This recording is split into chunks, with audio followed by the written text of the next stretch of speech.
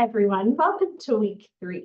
This week is going to be exciting because we're going to kind of branch out and start talking about business. So if you are either in business or planning on starting your own business, this can be a pretty exciting week.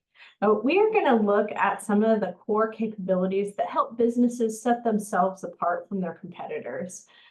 Some of those might be innovation, which is creating new products that may have changed slightly, maybe more technology driven, and things like that.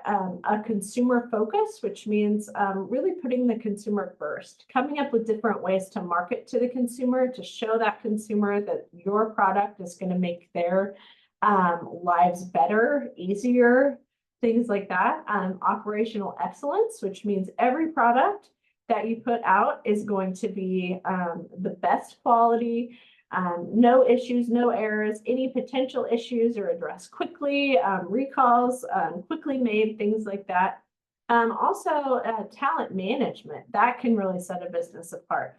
If you can retain a good employee, if you can attract a good employee, that's going to make your business that much better. And one thing that we don't often think of when we think of talent management is the ability to use your talent. So if you have an employee in any part of the operation, really taking the time to get to know them and know how you can serve them will help them to be open and honest about any issues that remain, things that they see that would make the system run better.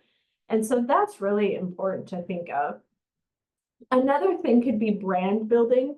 Any way you can build your brand, you can really expand into different markets, think of things like that. Also, we think of COVID a lot when we think of the supply chain, just because there were a lot of disruptions.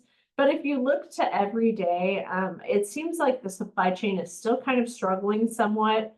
And so thinking of ways to have a supply chain that's fully integrated, that is, quick, that does not have issues, that can really help you to get your product to consumers quickly and timely.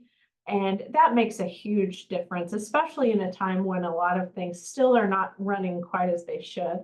You could also think of digital transformation. Any way that you can make that process digital makes it faster, more reliable, less potential issues. Also adapting to market changes. If we see an instance, say, where unemployment rises dramatically, we may want to create a new product, maybe change our product a little bit, make it a little more functional in different market conditions, so that way we can price it a little better. Or, even if we could advertise it to where it's actually worth the cost that they're paying, that's another way to adapt. Another way is, I've given you a lot of ideas, staying ahead of the competition. A lot of times we get complacent when we're selling a product that's selling well, and we think of just that product. But think about ways to either an add-on product, a different product, different ideas. Those can help you to really stand apart from others. Finally, thinking about how we can respond quickly to changes. A lot of times we think about how slowly we are to change. I think Blockbuster always comes to mind when they did not adapt quickly whenever Netflix came in. And so I think having that ability to respond quickly can be very helpful. And then think about ways that you can use those core capabilities for long-term success.